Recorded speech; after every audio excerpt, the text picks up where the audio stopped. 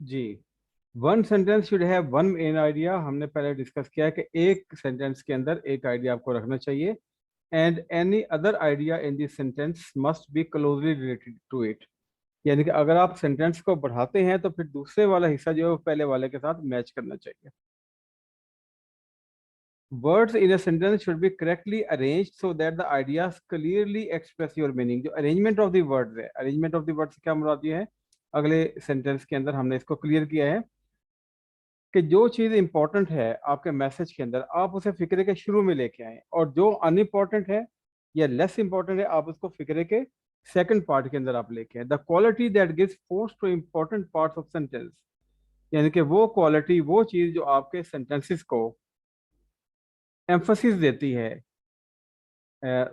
Important मतलब वो emphasis कहलाती है। तो एम्फोसिस का मतलब यह है कि आपने जिस पार्ट के ऊपर जोर देना है उसको फिक्रे के शुरू में लिखें।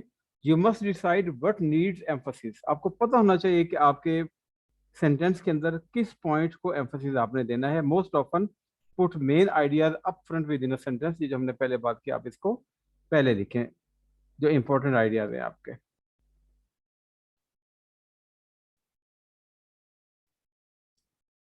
अब ये एक एग्जांपल आपको दी गई है यहाँ पे, ठीक है। फॉर एग्जांपल, ये एक बैड एग्जांपल है।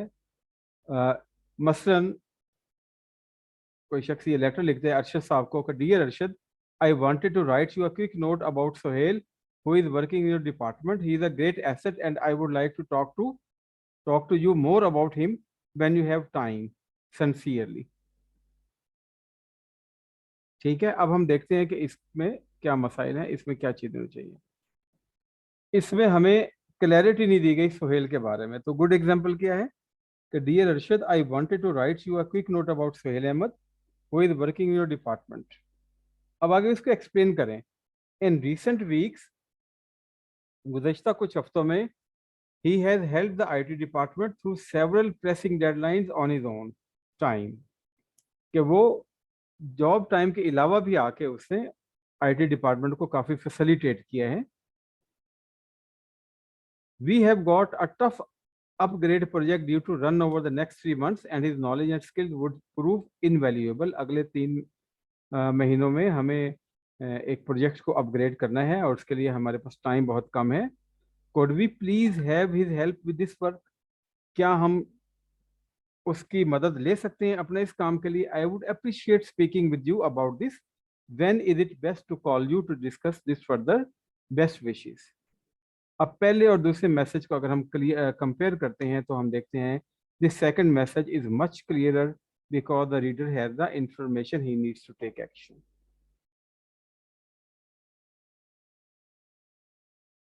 कॉन्साइजनेस वाला और बाकी इंशाल्लाह हम कल स्टार्ट करेंगे, वेंसडे को, ठीक है। क्योंकि आप लोगों से डिस्कशन करना भी बड़ा ज़रूरी है। ये मैंने एक ब्लैंक स्लाइड यहाँ पे ऐड कर दी है, तो ये मैं स्लाइड्स आपको भेज दूंगा आज पीडीएफ में, और वीडियो का लिंक्स भी उसमें हम शेयर कर लेंगे। तो अभी जो है you all are free to talk and for any of your question and queries. Yes, yes, Zoe Shafi, and everybody is invited now. This is your time. Remaining time is your time.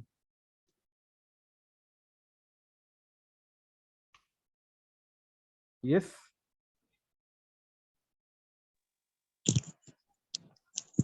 Sir, ये जो अभी आपने बताया था कि जुमला जो है वो ज्यादा से ज्यादा 17 से 20 लफ्जों का होना चाहिए और कम से कम 10।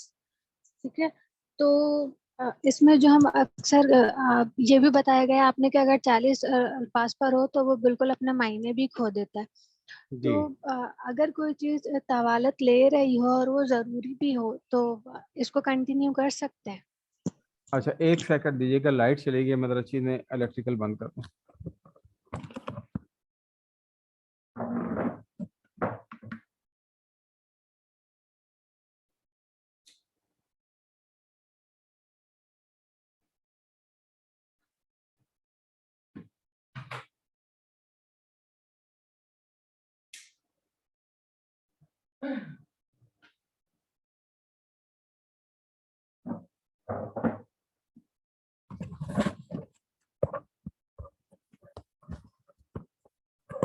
सॉरी, मुझे उठना पड़ा।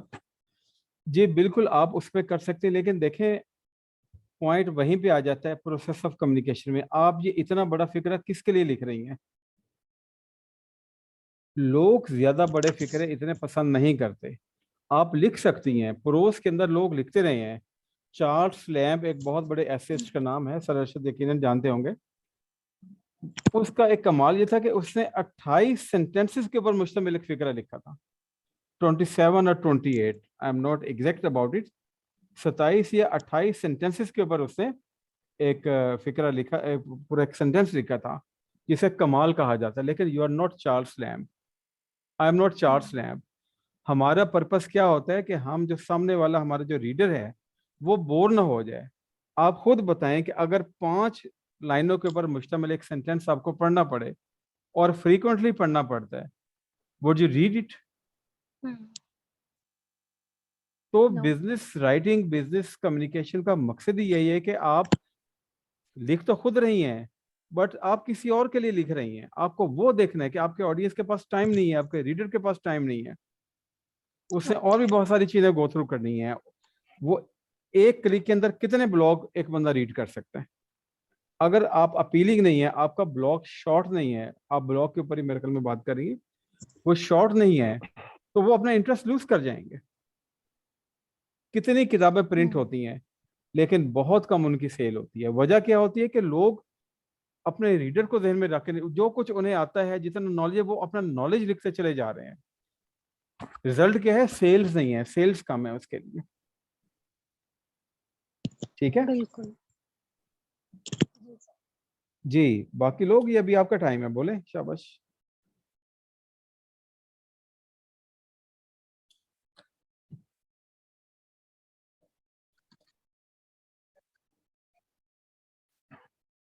यस।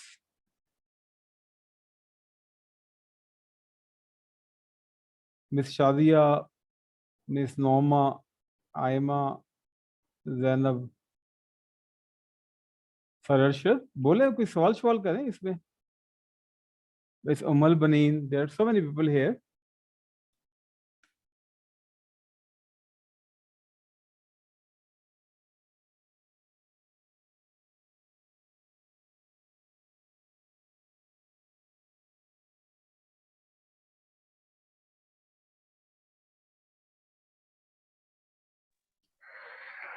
अस्सलाम वालेकुम। एक्चुअली सर नेट कनेक्टिविटी का बड़ा इशू हो रहा है। एक्चुअली सर मैं ये पूछना चाह रहा था कि नॉर्मली जो है वो कॉन्ट्रैक्शंस जो है वो अवॉइड की जाती हैं बिजनेस राइटिंग में। जी जी। तो इसके पीछे कोई स्पेसिफिक रीजन है? क्योंकि लिटरेरी राइटिंग में तो अक्सर कॉन्ट्रैक्शंस मिलती भी हैं और कई जगहों पे बिजनेस राइटिंग में भी कॉन्ट्रैक्शंस मिल जाती हैं। तो लेकिन नॉर्मली बुक्स में अगर हम पढ़ते हैं, यानी अगर प्रैक्टिकल लाइफ में उतरेंगे तो आपको कॉन्ट्रैक्शंस मिलेंगी। आपको कांट भी मिलेगा, आपको डोंट भी मिलेगा, and same as it is आपको आई हैव भी जो है ना वो कॉन्ट्रैक्ट हो जाएगा। There so many other examples. लेकिन बुक्स को जब हम रीड करते हैं, बुक्स को रीड करते हैं तो जो ऑथर्स होते हैं दे सजेस्ट अस कि नहीं, हमें जो है ना कॉन्ट्रैक्शन यूज नहीं करने चाहिए। तो ये डायलेमा कैसे सॉल्व होगा कि हमें किस एंगल पे चलना चाहिए? ठीक है सर, ये बड़ा ज़बरदस्त सवाल है आपका। और यकीनन आपने लिंग्विस्टिक्स में गो थ्रू किया होगा कि differences between written and spoken English. Yes sir. तो क्या डिफरेंस है रिटन और स्पोकन इंग्लिश में? सर देखिए, बहुत सारे स्ट्रक्चर्स के डिफरेंसेस भी होते हैं मौजूद, और यकीनन फिर वही बात पे वही कहूंगा कि अगर बुक्स को हम फॉलो करें तो बात वही आ जाती है कि अगर स्पेसिफिकली मैं कॉन्ट्रैक्शन की बात करूं तो वो कहते हैं कि नहीं जी, आप कॉन्ट्रैक्शन यूज ना करें। लेकिन दो जना इस रिस्ट्रिक्शन के बावजूद हम लिटरेरी राइटिंग में भी देखते हैं, हम बड़े बड़े राइटर्स को भी पढ़ते हैं, और हम बिजनेस राइटिंग भी देखते हैं। यानी बड़े बड़े बिजनेसमैन के भी आप अगर सर्च करेंगे लेटर तो उनमें भी आपको कॉन्ट्रैक्शन मिल जाएगी। वो उन बिजनेसमैन लोगों ने जो है वो बिजनेस राइटिंग का कोर्स नहीं किया होता, नंबर 1। नंबर 2, आप देखें कि basic difference in speaking and writing is that in writing you have sentence, आपके पास एक पूरा जुमला होता है, और स्पीकिंग के अंदर आपके पास अटरेंस होती है। ये मेन डिफरेंस है ना। राइटिंग के अंदर आप कभी भी कॉन्ट्रैक्शन यूज नहीं करते। स्पीकिंग में चूंकि आपका लिसनर आपके सामने मौजूद होता है तो आप कॉन्ट्रैक्शन यूज करते हैं। अब ये सारी चीजें चूंकि लोगों ने गो थ्रू नहीं की होती, बिजनेस प्रिंसिपल इसलिए पढ़ते हैं ना, बड़ी बड़ी कंपनीज हायर करती हैं कम्युनिकेशन राइटर्स को, ठीक है, बड़ी बड़ी पार्टी स्पोक्समैन को हायर करती है, वो उन नॉर्म्स को गो थ्रू करके आते हैं। बिजनेस राइटिंग तो एक बड़ा डिफरेंट रोल है ना आपने सिमिली यूज करनी है, ना आपने मेटाफर यूज करनी है, कॉन्ट्रैक्शन तो आपने, क्योंकि contraction are coming from speaking. Writing के अंदर अगर मैं एंट लिखता हूँ वहां पे या कैंट लिखता हूँ, और मेरा जो रीडर बैठा हुआ है 100 किलोमीटर दूर या भले 10 किलोमीटर दूर, जो मेरे सामने नहीं है, और बहुत सारी कॉन्ट्रैक्शन हैं, शुडंट है, वुडंट है, वॉन्ट है, ठीक है, वो वॉन्ट को किसी और सेंस में लेके चला जाए। तो ये तमाम चीजें रख के, तो जितनी भी आप देखें बिजनेस की किताबें हैं 1950 से स्टार्ट हुई, 60s में आई, पहले ये बिजनेस इंग्लिश कहलाती थी, फिर ये कमर्शियल कॉरेस्पॉन्डेंस कहलाती थी, अभी इसको बिजनेस कम्युनिकेशन का नाम दे दिया है। तो सारे के सारे राइटर्स, मर्फी जैसे राइटर्स, इसी चीज को एम्फोसाइज करते हैं कि आप राइटिंग के अंदर कॉन्ट्रैक्शन का इस्तेमाल ना करें, नंबर 1। नंबर 2, ये जो हम एंड लगाते हैं एम्परसेंड को, ये भी आपने इस्तेमाल नहीं करना बिजनेस राइटिंग के अंदर, एक्सेप्ट के किसी कंपनी का नाम हो। तारिक एंड सन्स में तो आप एम्परसेंड यूज करेंगे, लेकिन अगर आप जनरल राइटिंग में जा रहे हैं तो आप तारिक एंड सन्स में आप उसको यूज नहीं करेंगे अगर वो कंपनी का नाम नहीं है, एक नॉर्मल सेंटेंस की आप बात कर रहे हैं। नॉर्मली तो हम रिस्पेक्टेड सर, ऑनरेबल सर की बात करते हैं, लेकिन जब हम बिजनेस राइटिंग की तरफ आते हैं तो हम डियर का वर्ड यूज करते हैं, डियर सर। भले मतलब वो सर देखे ना, एक फॉर्मल वर्ड है, sir itself is a formal word, very very formal words. आप पुराने कल्चर को देखें ब्रिटिश के, आप उसका डियर का वर्ड यूज कर रहे हैं, डियर तो हम नाम से पहले स्टार्ट करते हैं, लेकिन बिजनेस इंग्लिश की जो है वो अपनी एक वोकेबलरी है, उसकी अपनी एक नॉर्म्स है जिसको हमने एड्रेस करना था उसको। तो इसलिए हमें कॉन्ट्रैक्शंस अवॉइड करनी चाहिए, क्योंकि उसमें होता यह है कि हमारा जो रीडर है हो सकता है उससे फेमिलियर ना हो। एब्रीविएशन भी अवॉइड करनी चाहिए, ता वक्त है कि WHO, हु या कुछ और ऐसी कॉमन एब्रीविएशन ना हो जिन्हें सारे लोग जानते हो, AM PM, now everybody knows ante meridiem and post meridiem. तो वो कहते हैं कि आप अवॉइड करें इन तमाम एब्रीविएशंस को, और खास तौर के ऊपर कॉन्ट्रैक्शंस को, क्योंकि contractions are basically part of your speaking and you are writing something, and writing is a permanent record. जी सर अरशद। यस सर, लेकिन sir don't you think so कि अगर हम कॉन्ट्रैक्शन यूज करें तो हमारे पास नंबर ऑफ वर्ड्स जो है वो जो हम एक नॉर्मली रिस्ट्रिक्शंस लगाते हैं, जैसे आप कह रहे हैं कि अंडर 10 वर्ड्स होना चाहिए इस तरह से, तो एक वैसे ही टेक्निकली देखा जाए कि हम अगर वर्ड्स काउंट करें तो इस तरह से हम वर्ड सेविंग भी तो कर सकते हैं बाय यूजिंग कॉन्ट्रैक्शन। लेकिन देखें, वर्ड सेविंग हमने करनी है not at the cost of clarity.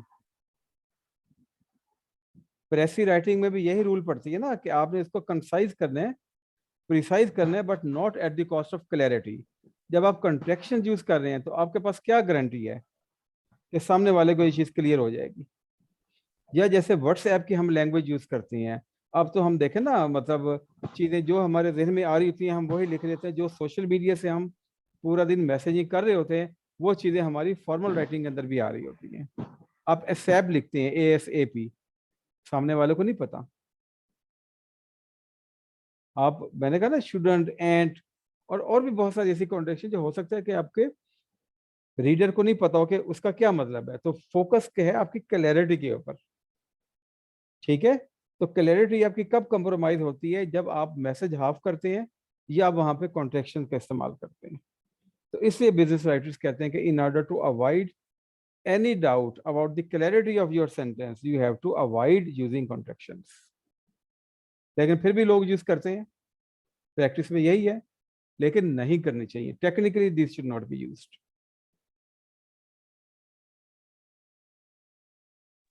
Thank you yes जी, एनीवन एल्स? सर ये जो हमारी टेक्स्ट बुक है उनके अंदर कंट्रैक्शन कॉमनली यूज हुई है, हमारे बच्चे भी फेमिलियर हैं, जब हम सेल्फ राइटिंग करवाते हैं बच्चों से, बच्चे कॉमनली यूज कर रहे हैं, तो हम कैसे उनको इस चीज से रोक सकते हैं? बाकायदा हमारे करिकुलम का ये हिस्सा है, लाइक हम यूनिट प्लान, सॉरी, ये जो हम गो थ्रू होते हैं अपने सिलेबस से, तो हम बच्चों को बाकायदगी से हम सिखा रहे हैं। तो अगर हमने इसका यूज टू नहीं होना, तो मेरे ख्याल में इट्स नॉट इम्पोर्टेंट कि हम इसको अपने करिकुलम का हिस्सा बनाएं, और टेक्स्ट बुक के अंदर इनका इस्तेमाल भी नहीं होना चाहिए। मेरे ख्याल में हमारे हर टेक्स्ट बुक के अंदर, अगर आपने कभी सिलेबस ये देखा है, ये जो न्यू चल रहा है, तो उसके अंदर कॉमनली कंट्रैक्शन है यूज हुई है। जी अच्छा, इसमें मैम 2-3 पॉइंट्स हैं। पहला पॉइंट तो ये है कि हम कर रहे हैं बात बिजनेस इंग्लिश की और बिजनेस राइटिंग की, और जो हम स्कूलों में पढ़ाते हैं वो हम पढ़ाते हैं एकेडमिक इंग्लिश। तो दोनों में फ़र्क है। उसमें सिमिलीज भी यूज़ होती हैं, उसमें मेटाफर्स भी यूज़ होती हैं, उसमें सेंटेंस की लेंथ के ऊपर भी फोकस नहीं किया जाता। ठीक है, तो वो सारी चीज़ें उसके अंदर चलती हैं। अब हम अगर बात करते हैं ना उस इंग्लिश टेक्स्ट की, एज पर दी स्टैंडर्ड, जो स्टैंडर्ड रिटन इंग्लिश है उसके मुताबिक, तो स्टैंडर्ड रिटन इंग्लिश के अंदर भी वो कहते हैं कि आप किताबों के अंदर कॉन्ट्रैक्शन इस्तेमाल ना करें, लेकिन हम फिर भी यूज़ करते हैं। शायद यही वजह है कि हमारा जो करिकुलम है वो इंटरनेशनल लेवल के ऊपर एक्सेप्टेड नहीं है। यस, ओ लेवल वगैरह या उन किताबों में जहाँ पे वो स्पीकिंग भी उसके अंदर थोड़ा ऐड करते हैं, या वो इनफॉर्मल राइटिंग में जाते हैं, तो इनफॉर्मल राइटिंग के अंदर आप कॉन्ट्रैक्शंस और वो चीज़ें यूज़ करते हैं, but not a part of the formal writing. आप खत लिख रही हैं तो वो एक फॉर्मल राइटिंग है, आप एप्लीकेशन लिख रही हैं तो वो एक फॉर्मल राइटिंग है, आप एक स्पीच लिख रही हैं तो वो स्पोकन है, वो उससे पढ़ के बोली है। तो स्पीच के अंदर आप कॉन्ट्रैक्शन और चीज़ें यूज़ करते हैं क्योंकि आपका ऑडियंस सामने बैठा होता है, और फिर भी आपने ध्यान रखना होता है कि आपकी कोई कॉन्ट्रैक्शंस, कोई एब्रीविएशन ऐसी ना हो जिसका आपके ऑडियंस को पता ना हो। और अगर वो यूज़ करनी ज़रूरी है तो पहले आप उसको फुल फॉर्म में लिखें अपने पैराग्राफ में, और दूसरी बार जब आप उसको मेंशन करें तो फिर आप उसकी कॉन्ट्रैक्शन यूज़ करें। लेकिन चूँकि हमारे करिकुलम एक्सपर्ट इन चीज़ों को मद्देनज़र नहीं रखते, तो मे बी कि शायद ये एक वजह हो। लेकिन as per as British standard writing is concern, तो they are very much clear कि in formal writing there should be no contraction. Thank you sir. जी, एनीवन एल्स?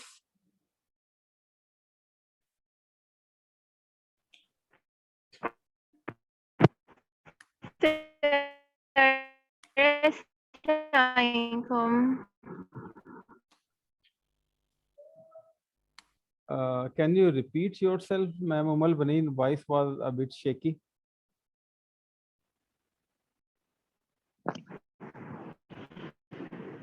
सर मुझे ये पूछना था कि हम लोग सिमिली क्यों नहीं यूज कर सकते बिजनेस राइटिंग में? पांच दफा बहुत सी चीजें हैं जिससे हमें कंपैरिजन करना होता है। देखिए, उन्होंने रूल बनाए हैं कि देखिए सिमिली या मेटाफर या फिगर्स ऑफ स्पीच का जो इस्तेमाल है वो बिजनेस में इसलिए मना है कि जो आपके दूसरे एंड के ऊपर बंदा बैठा हुआ है, हो सकता है कि उसे उस सिमिली या उस मेटाफर का आइडिया ना हो। बिजनेस कॉन्टेक्स्ट में जाके तो देखें ना। फिर अगर हमें कंपेयर एंड कंट्रास्ट करना हो किसी चीज का, तो फिर हम किस तरह उससे करें? देखिए, वो कहते हैं कि आप जनरल चीजें यूज करें ना, आप फैक्ट्स एंड फिगर के साथ कंपेयर करें आप उसको। आप मुझे कोई एग्जांपल दें, आप मुझे अभी एग्जांपल दे दें, या आप मुझे ग्रुप के अंदर एक एग्जांपल लिख के दे दें, मैं उसको आपको बता दूंगा कि हम उसको कैसे करें। ठीक है सर, मैं ग्रुप पे शेयर कर दूंगी। मैंने एक जगह पे पढ़ा हुआ था, तो वो कंपेयर एंड कंट्रास्ट का था। तो उसमें तो उन्होंने क्या हुआ था, पर मैंने जब उसको ट्रांसलेट करने की कोशिश की तो मुझे भी हुआ कि सिमिली, आपने जैसे भी बताया कि बिजनेस राइटिंग में हम नहीं यूज करते, तो मेरे दिमाग में यही चल रहा था कि फिर किस तरह कंपेयर और कॉन्ट्रास्ट अगर आ जाए तो हम किस तरह फिर उसको बताएं, डिग्री लिखें ऑफ किस तरह adjective, business. Degree of adjective use करते हैं ना, वहां पे डिग्री ऑफ एडजेक्टिव यूज करते हैं। लेकिन आप अच्छा, उसमें उसको किसी और चीज के साथ कंपेयर नहीं करें। आप ये नहीं कह सकते कि my business is flying like a leopard. Okay. तो लाइक का इस्तेमाल हम उसी में करते हैं ना, सिमिली के अंदर करते हैं। जी जी जी जी। तो उसको तो हम हम फिर लाइक और एज को अवॉइड ही करें उस हाँ time जी, हम उसको जो है ना, ही रैन मच फास्टर, ही रैन फास्टर, में। मच भी नहीं यूज होगा, फास्ट फास्टर फास्टेस्ट, तो ही रैन फास्टर। तो फास्टर के अंदर एक मीनिंग इम्प्लाइड है ना, कि पहले से वो ज्यादा तेज भागा। अच्छा ओके। आप लिखते हैं कि ही मेड बिगर सेल्स और हायर सेल्स, तो बिगर या हायर सेल्स में वॉल्यूम उसके देने के अंदर आ रहा होता है।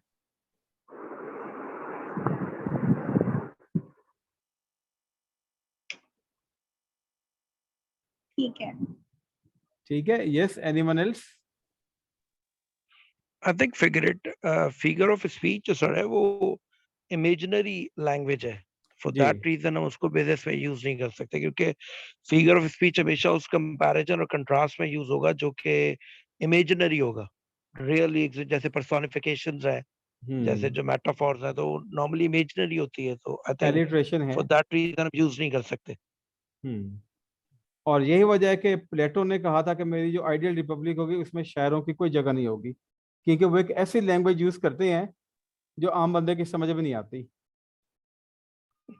वो तो कहता है शायद दुनिया के लोग ही नहीं है।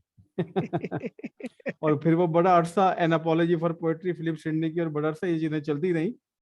तो खैर वो एक थियोरेटिकल और एकेडमिक डिस्कशन है, दोनों तरफ वो प्रोज एंड कॉन्स हैं इनके। जी, कोई और सवाल करें? क्या बोरिंग हो रहा है कोर्स, क्या हो रहा है? मतलब आप इंटरेक्ट करेंगे तो चीजें आएंगी ना। नहीं, एक्सक्यूज मी सर, अभी बात हो रही थी पोएट्री की, तो भी मैं टीचर में क्वेश्चन रेज करना चाहूंगी कि जब हम पोएम की एक्सप्लेनेशन होती है कि बच्चों को सिखा रहे होते हैं, और या फिर हम common self writing picture description होती है, तो ये जो पोएम की डिस्क्रिप्शन में बड़ी ज्यादा प्रॉब्लम्स आती है, क्योंकि उसका एक एक दो दो जो लाइंस होती हैं, उसमें आगे जाके पोएट कुछ और कह रहा होता है, ऊपर कुछ और कह रहा होता है, उनको अंडरस्टैंड करना सिचुएशन को, क्योंकि हर बच्चे के और बंदे के सेंस से वो चीजें बाहर होती हैं, तो वहाँ पे काफी सारी एज ए टीचर मुझे कुछ भी प्रॉब्लम फील होती है।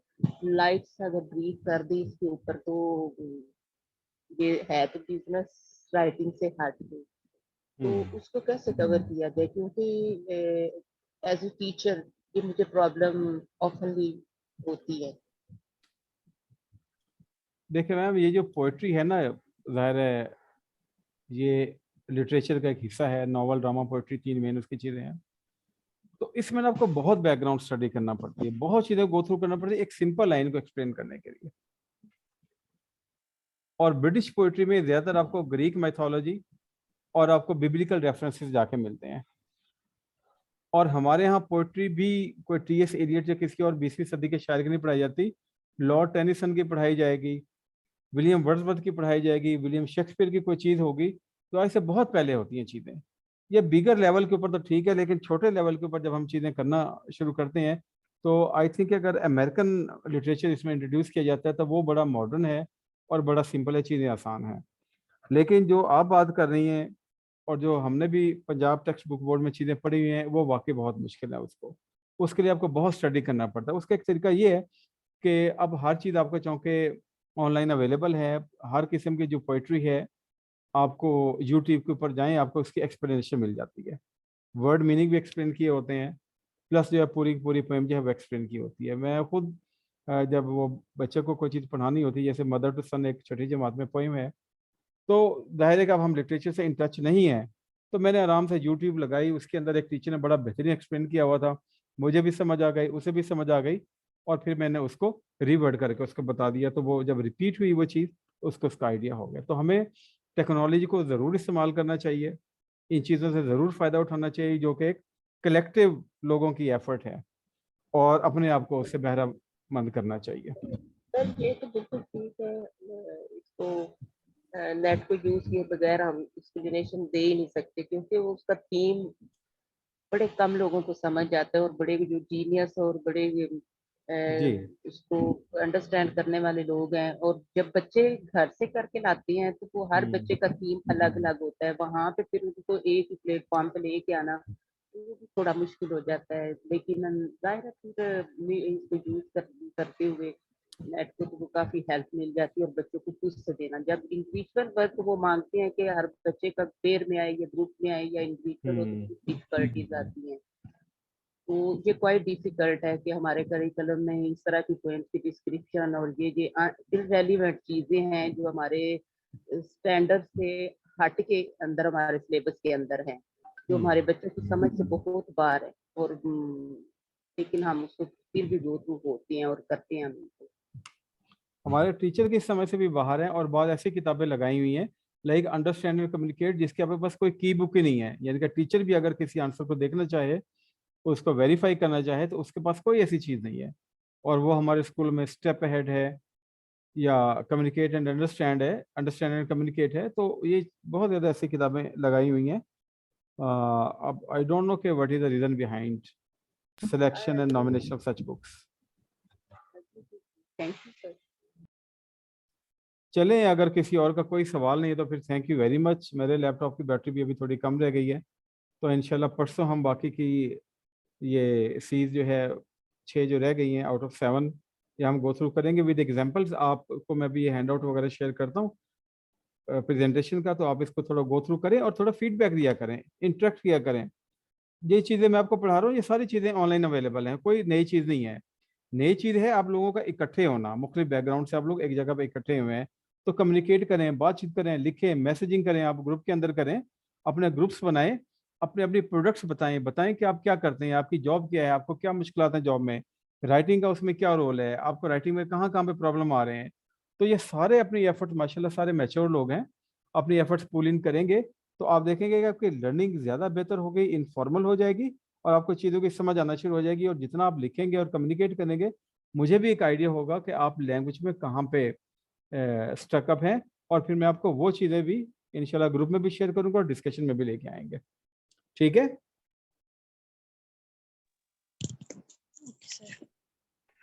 Thank you sir. चलें, best of luck and take care of yourself. अल्लाह हाफिज़। अल्लाह हाफिज।